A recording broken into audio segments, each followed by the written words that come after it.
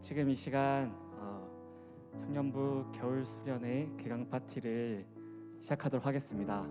가장 첫 순서로 개회 예배를 드리려고 하는데요.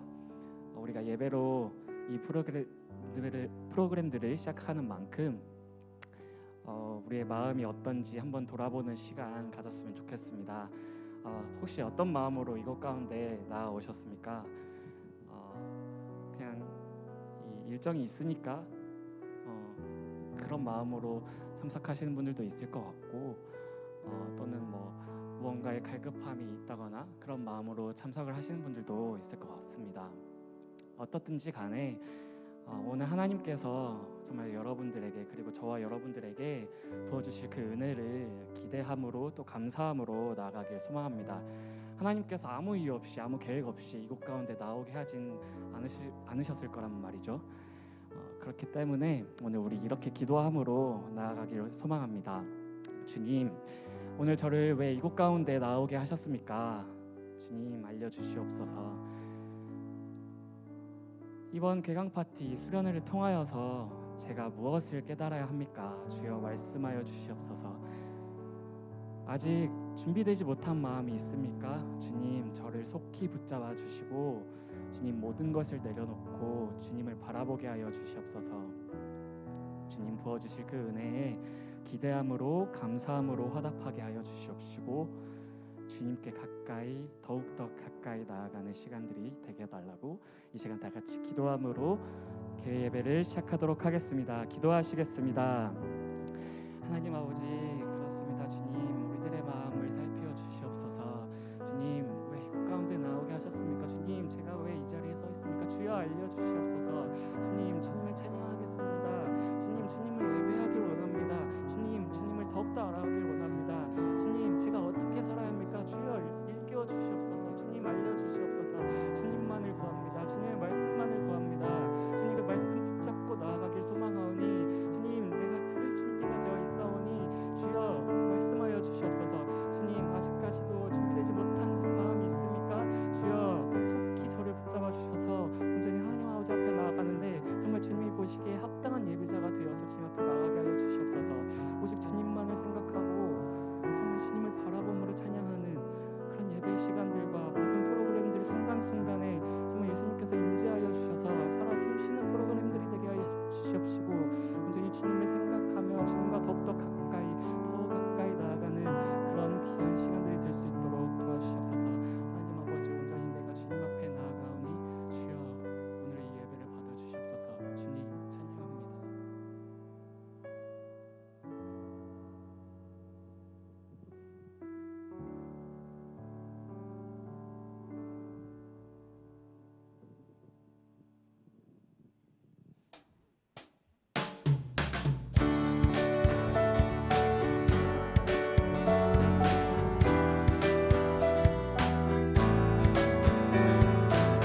할렐루야. 주님께서 오늘 우리를 이곳 가운데 부르셨습니다. 그런 주님 앞에 기쁨으로 화답하며 나아갑시다. 감사로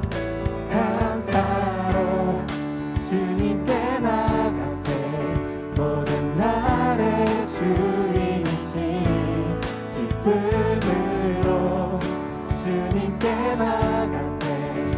모든 호흡의 주 감사로 주님께 주님께 나가세.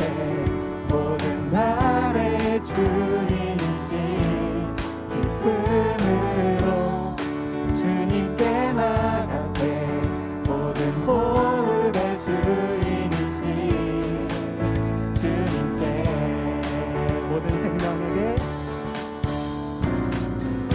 모든 생명에게 새 날을 주시고 선하신 그 뜻대로 채우시니 주의 다스리심 안에 영원히 있음을 알기에 오늘도 우리 함께 찬양합시다. 우리 감사로 노래합시다. 감사로 주님께 나가세.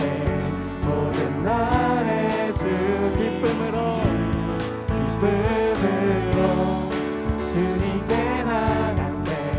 모든 호흡에 감사로 주님께 주님께 나가세. 모든 날의 주 아멘. 기쁨으로 주님께 나가세. 모든 호흡의 주인이신 주님께 길을 잃은 날에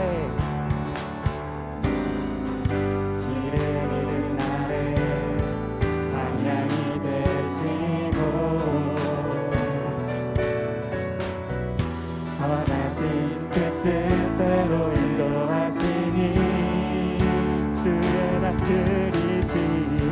다스리심 안에 오늘이 있음을 알기에 영원히 우리 함께 찬양합시다. 감사로 주님께 나가세. 모든 날의 주인이신 기쁨으로 주님께 나가세. 모든 호흡의 주인 감사로 주님께 나가세. 모든 날의 주인이신 기쁨으로 주님께 나가세. 한 번 더 찬양할까요? 감사로 주님께 나가세. 감사로 아멘. 주님께 나가세. 모든 날의 주인이신 기쁨으로 주님께 나가세. 모든 호흡의 주 감사로 주님께 나가세. 모든 날의 주인이신 기쁨으로 주님께 나가세. 모든 호흡의 주인이신 주님께 아멘. 주님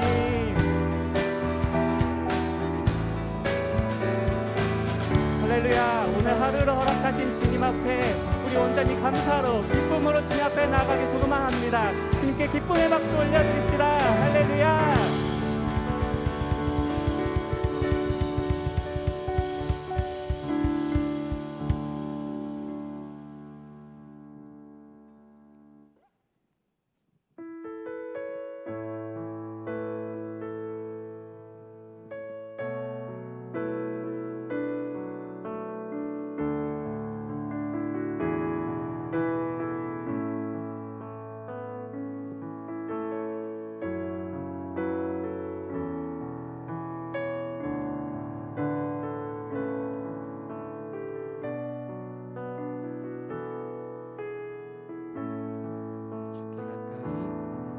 주께 가까이 날 이끄소서.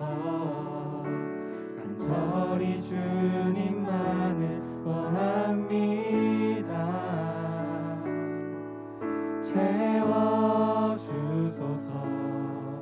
주의 사랑을 진정한 찬양 드릴 수 있도록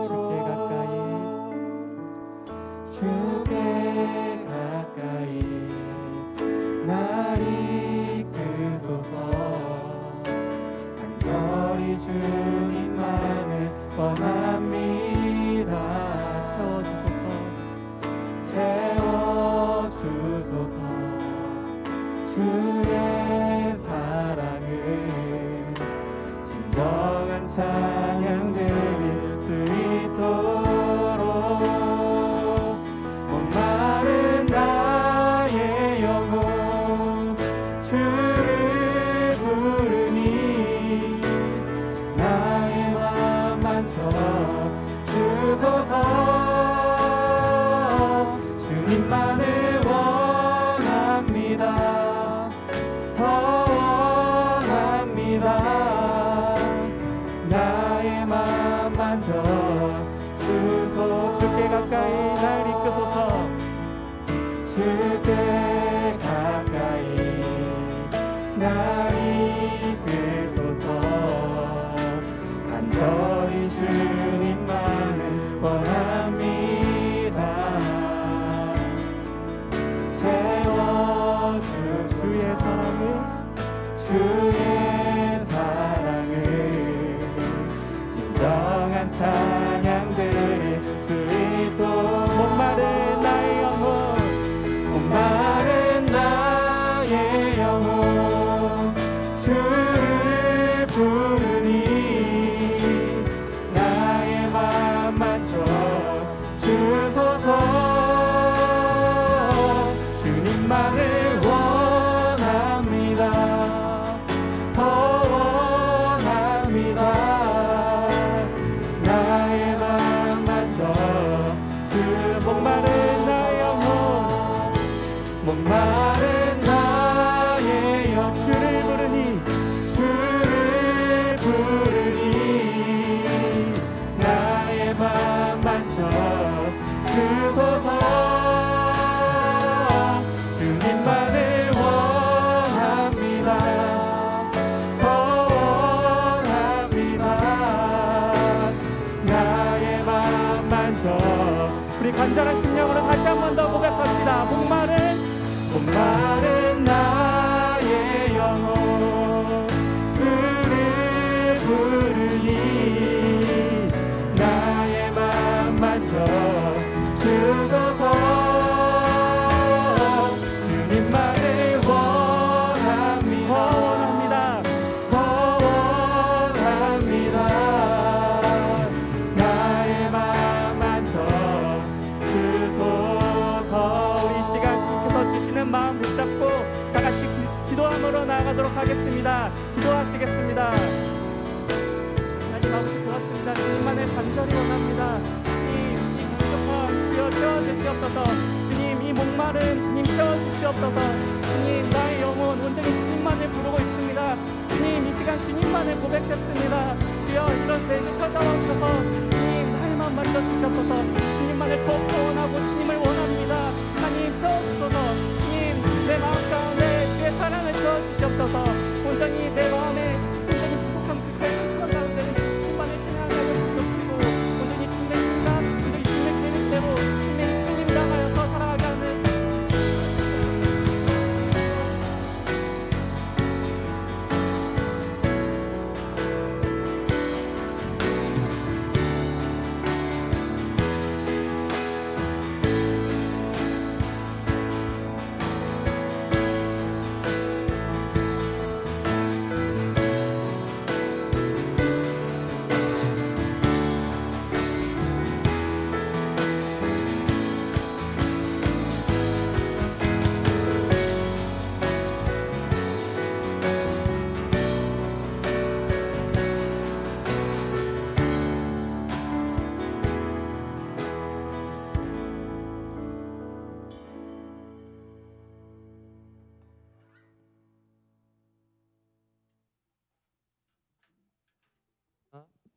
할렐루야. 반갑습니다. 이렇게 3월 19일 토요일을 맞이해서 우리 청년부 개강 파티죠. 개강 파티가 이렇게 시작되었습니다. 사실 여러 가지 우리가 준비를 하고 또 과정 가운데 또 지금 코로나19로 좀 작금이 좀 어려운 상황이잖아요. 그럼에도 불구하고 참 고민을 많이 했던 것 같습니다. 그러나 하나님께서 계속 주시는 마음이 우리가 그래도 예배를 사모해야 한다라는 그런 마음 가운데 준비를 하게 됐고요. 또 오신 우리 청년 여러분들을 주님의 이름으로 환영하고 또 축복합니다. 우리 옆 사람이랑 한번 이렇게 인사하겠습니다. 주님의 이름으로 환영합니다.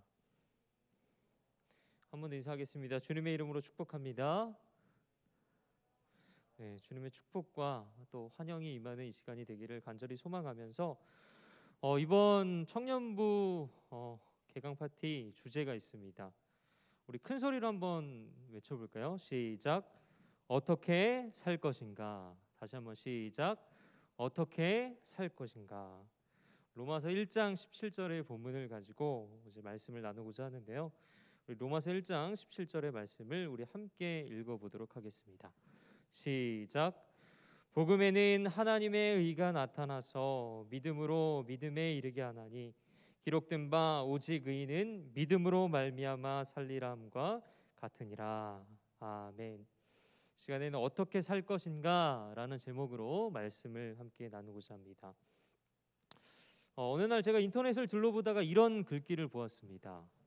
트위터에서 우울의 원인 같은 건 찾지 마세요. 다 돈이 없어서입니다. 라는 그런 글귀였습니다. 여러분 맞나요? 우리가 우울한 게 다 돈이 없어서입니까?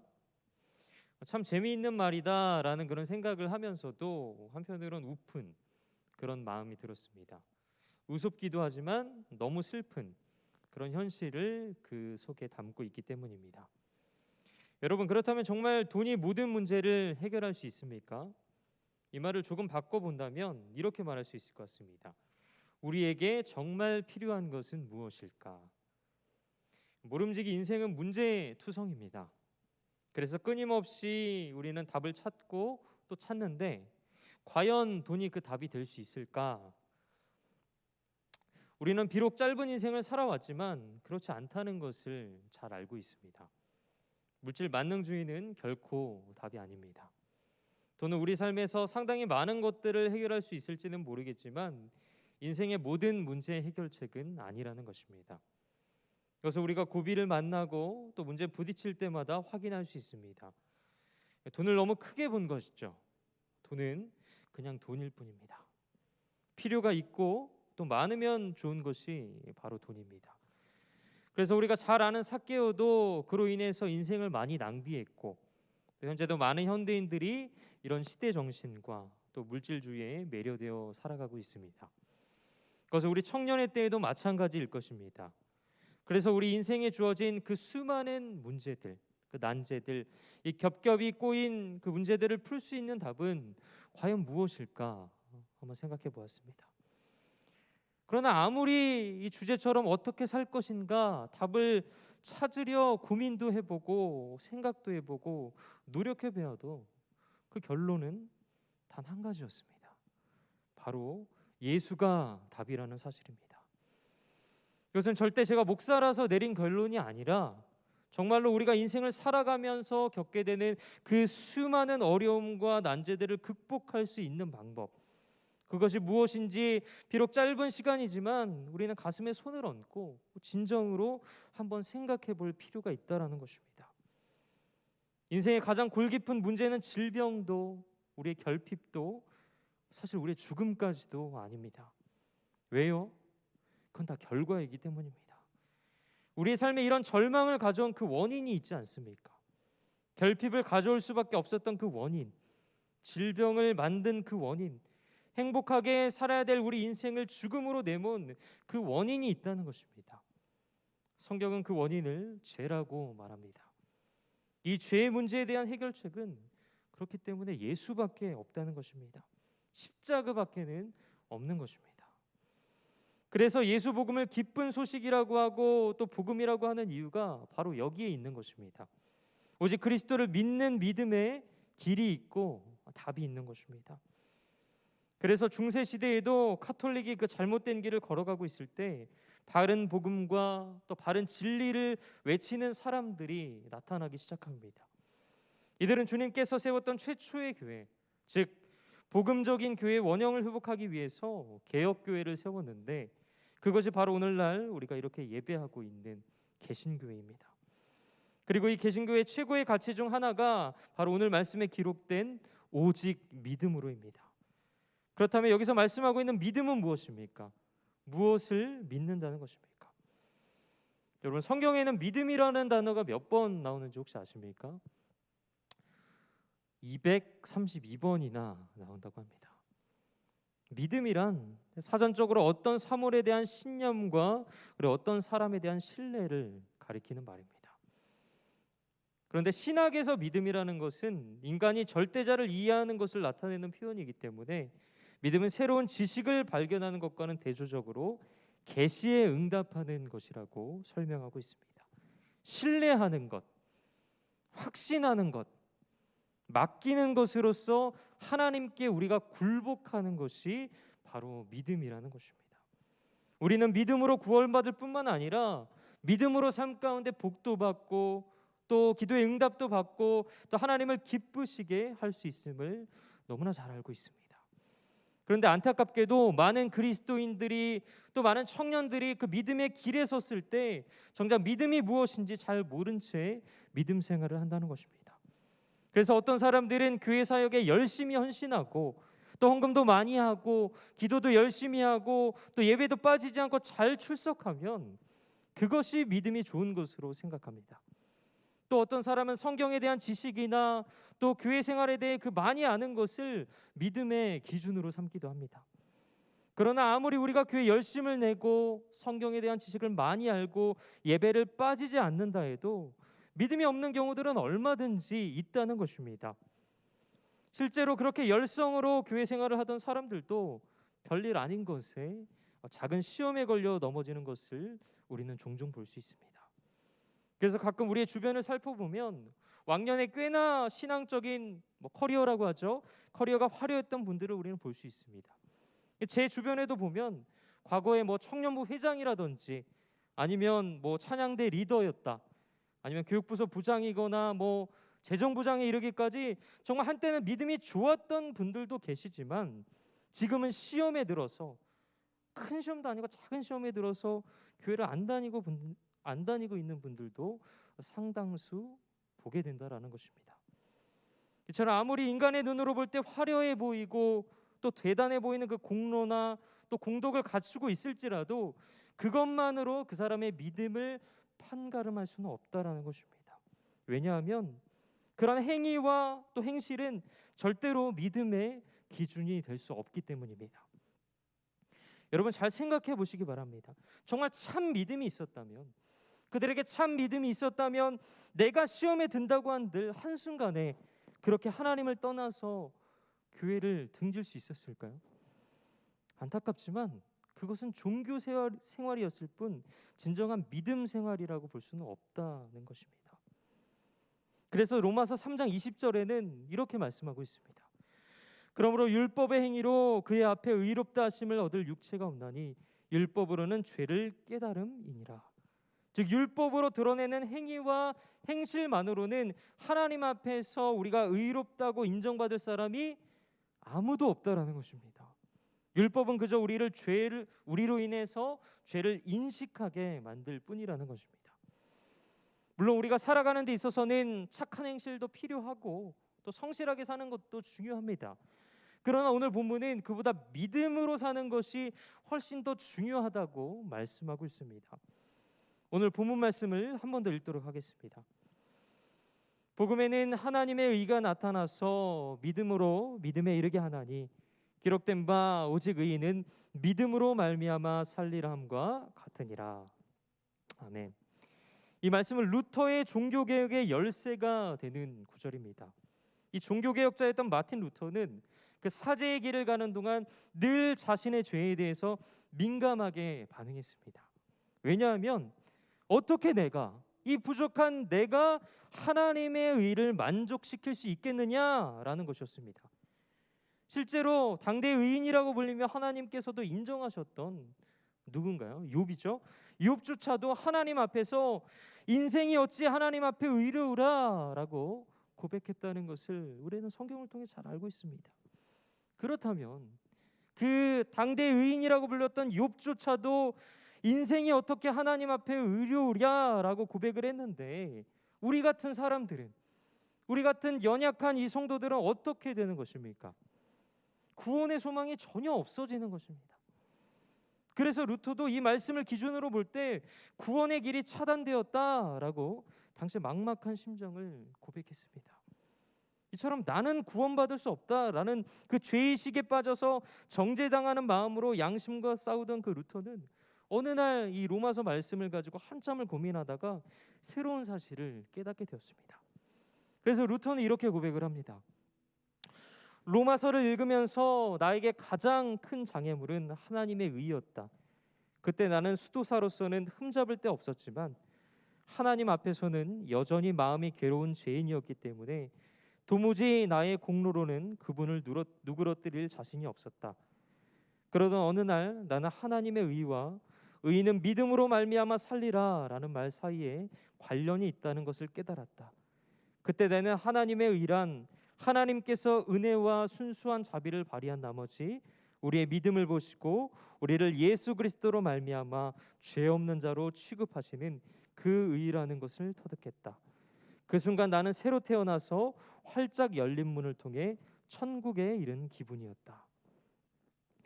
무슨 말이냐면 하나님께서 예수 그리스도 안에서 죄인에게 값없이 주시는 그 하나님의 의, 즉 타락한 인간은 자신의 행위로는 절대로 하나님의 의에 이룰 수 없기 때문에 하나님께서 예수 그리스도를 보내심으로 말미암아 그 하나님의 의를 이루셨다는 것입니다.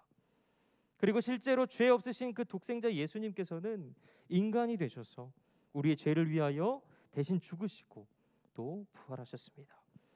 이처럼 하나님의 의라는 것은 내가 이루는 것이 아니라 하나님께서 이루시는 것입니다. 이 세상 그 누구도 율법적인 행위나 또 도덕적인 행위와 같은 인간적인 행위로는 구원을 얻지 못한다는 것입니다. 복음이 가르치는 바는 인간의 행위가 아니라 십자가에서 나타난 그 그리스도의 사랑과 희생을 통해 얻어진 그 의로 말미암아 우리가 구원을 얻게 되는 것입니다. 그렇다면 믿는다는 것이 도대체 무엇입니까? 다 같이 요한복음 1장 12절의 말씀을 읽겠습니다. 영접하는 자 곧 그 이름을 믿는 자들에게는 하나님의 자녀가 되는 권세를 주셨으니 아멘. 이 본문은 믿는 것은 영접하는 것이라고 말씀하고 있습니다. 즉 예수 그리스도를 나의 구세주로 영접하는 것입니다. 이것은 예수 그리스도만을 신뢰하는 것입니다. 마치 지금까지 내 마음에서 예수님을 조수석에 모시고 자기 중심적으로 인생을 살던 그 방식으로부터 벗어나서 이 운전석을 아예 예수님께로 내어드리고 내가 조수석으로 옮겨서 앉는 것이 참된 믿음이라는 것입니다. 그러므로 우리는 착하기만 하고 믿음이 없는 사람이 되기보다는 차라리 야곱처럼 덜 착하더라도 믿음이 있는 그런 사람이 되어야만 합니다. 왜냐하면 하나님은 우리의 착함을 보시는 분이 아니라 우리의 믿음을 보시는 분이시기 때문입니다. 그러므로 믿음이 있어야만 하나님을 기쁘시게 할 수 있습니다. 믿음이 있어야만 하나님과 동행할 수 있습니다. 사랑하는 여러분, 인간의 그 어떤 열심과 노력으로도 하나님 앞에서는 의로 인정될 수 없습니다. 전도서 7장 20절에서는 이렇게 말씀하고 있습니다.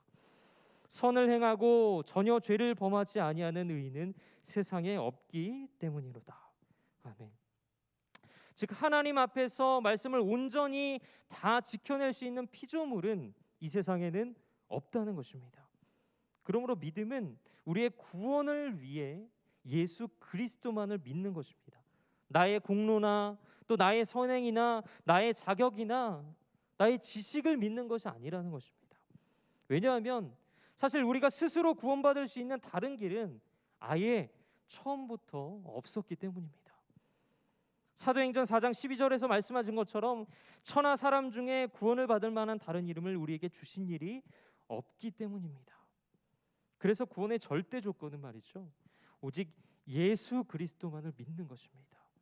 좀 더 정확하게 표현하자면 예수님을 나의 구주로 또 나의 주님으로 믿고 의지하고 따르는 것, 그것이 바로 믿음이라는 것입니다. 그러므로 우리 인생의 답은 바로 예수입니다. 예수밖에는 없는 것입니다. 사랑하는 청년 여러분, 여러분은 청년의 때를 어떻게 살아가고 있습니까? 성경 우리 인생의 답이 예수라고 말씀하고 있는데 여러분은 어떠한 삶을 살아가고 있습니까? 주님은 여전히 그리고 지금도 계속해서 여러분을 기다리고 계시는데 여러분은 어떠한 삶을 살아가고 있습니까? 혹여 그 답을 알면서도 내 인생의 결핍과 또 아픔으로 인해 더 이상 그 주님을 기대할 수 없는, 그 주님을 향해 걸어갈 수 없는 그 어떤 소망도 남아있지 않는 그런 슬픔을 혹시 보고 계십니까? 그러나 여러분, 하나님의 역사라는 것은 언제나 우리의 고통으로부터, 그 모든 결핍으로부터 하나님의 역사와 하나님의 기적이 시작된 줄 믿으시기 바랍니다. 그러므로 이 청년 우리 수련회 주제처럼 어떻게 살 것인가? 오직 예수 그리스도를 믿는 믿음 안에 길이 있고 답이 있습니다. 오직 예수 그리스도만이 우리의 구세주이십니다. 우리가 구원을 얻는 방법은 이것밖에 없는 것입니다. 그러므로 이번 청년 수련회를 통해서 오직 예수님 한 분만을 만족하고 또 예수로 말미암아 또 예수로 인해 살아가는 그런 여러분들이 되시기를 주님의 이름으로 간절히 축원드립니다. 기도하겠습니다. 거룩하신 하나님, 오직 주님만이 우리의 길 되심을 고백합니다. 오직 예수 그리스도를 믿는 믿음 안에 길이 있고 답이 있는 줄 믿습니다. 오직 예수 그리스도만이 우리의 구세주 되심을 저희들 믿습니다. 그러하오니 우리가 살아가는 가운데 우리가 가진 그런 모든 연약함과 우리의 허물과 제약들을 내려놓고 오직 주님만을 바라보며 살아가는 우리가 될 수 있도록 주님 붙들어 주시옵소서.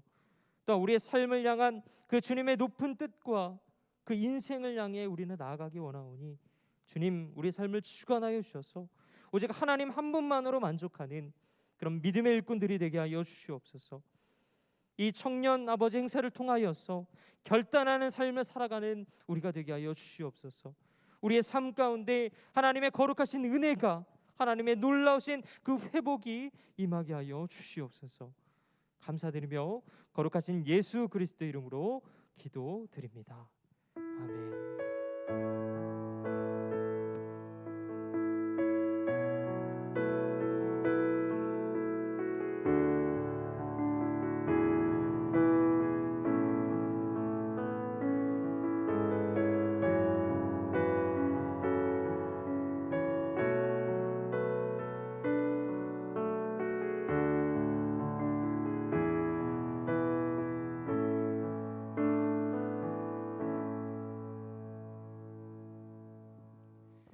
네, 개회 예배를 모두 마쳤고요.